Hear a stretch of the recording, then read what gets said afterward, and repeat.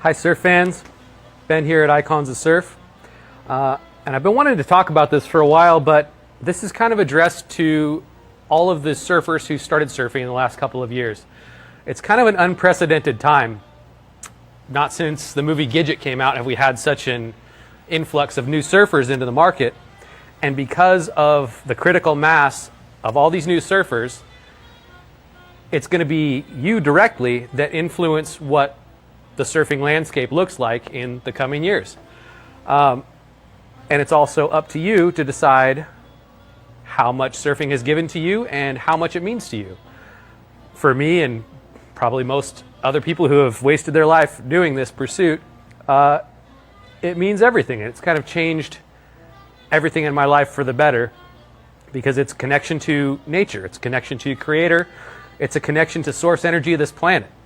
You don't really get to literally ride the vibrations of this planet but for a few activities. So just in a few words, surfing is probably one of the most connected pursuits, and that's why people spend their whole life chasing it.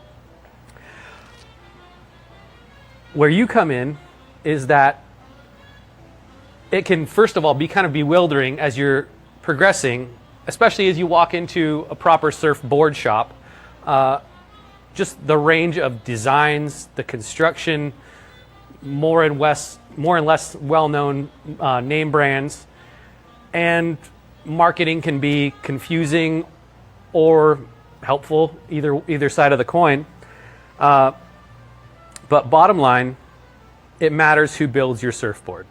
And I'm not going to crap on mass production techniques or boards made overseas. But bottom line, it does matter who builds your surfboard. And I'm not just talking about the shaper. It matters who glues the blank up. It matters who laminates the surfboard with fiberglass. It matters who sands it. It matters who sets the fins. It matters who polishes it and pin lines the board. So there are all of these pairs of hands. Sometimes it's the same pair of hands, but there are these skilled artisans who have learned from a master as an apprentice, or put in their own time and have progressed over the years to a level where they're respected and can make a truly great product. That's not to say that the overseas products can't be fun, but essentially when you're comparing a hand-built, craftsman-built surfboard with a overseas replica, the main difference lies in the hands that touch it. And what I mean by that is that you can train a person to do a job and repeat that job to a high level of accuracy and quality, but the difference is the person who is sanding a surfboard is probably also sanding their own surfboards and fine-tuning the edges, and they know where to blend the edge. And they might not even be able to explain why, but they know the feeling after they've built so many surfboards. They know why a certain changing contour and edge results in a different feeling in the surfboard. You're not going to find that in someone who doesn't surf or doesn't know the end result of what they're building. So that, in a nutshell, is the difference between mass production overseas surfboards of any kind and something that's built by a surfer. Fletcher Chenard was scaling rock faces and fiddling with his gear and working in his own ironworks factory to make the tools that he needed because he knew what was necessary and he figured out a way to do it. Surfers are the same way. So, long story short, it matters who touches your surfboard. It matters who builds your surfboard. And at the end of the day, it's up to you how much you need it to matter. There are some people who are going to surf a couple of times a year and they just need a board that works, and that's great. That's about how much I snowboard, and that's about how much I really care about the equipment. I don't need the top of the line snowboard because I don't put enough time in. But for those of you who are putting in your time in the water and really appreciate your connection to nature and the energy that we get to enjoy. The tools made by the best and most tuned in craftsmen are the best tools in the water. Now, where you come in is you get to vote with your dollars how good the tools are.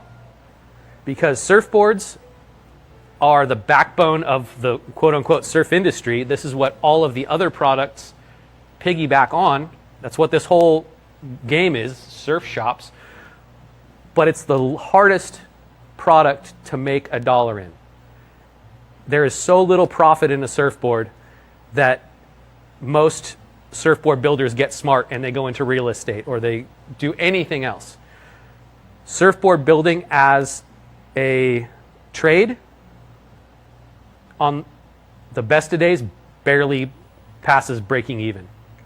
So it's literally just to perpetuate itself because surfers love surfing and surfboard builders love surfing and the craft of surfboard building. And they won't necessarily be here unless we support them. So it's in your hands. You get to vote with your dollars. I can't tell you what to buy, what not to buy, and whatever you have fun on, that's the right board for you. But if you want to continue to see the craft evolve and improve and chase different feelings and be our antennas, literally our antennas to feel the vibrations of this earth in the most inspired and tuned in way, we need to somehow support these craftspeople to keep doing what they do. Otherwise, they won't be around and we'll just have mass production sporting goods that end up in a landfill. So do your research. You don't need to necessarily spend it all in a shop, but do your research. Find out who's going to fit your surfing style, where you surf, and you're going to see them in the water. This is one of the few sports where you actually get to surf side by side with the people that are building your surf craft. So support your brothers and sisters who help you connect to this earth and our vibrations, and you get to build your surfing future. And don't burn your homies. When I say support surfer labor, that's what it means. Thank you.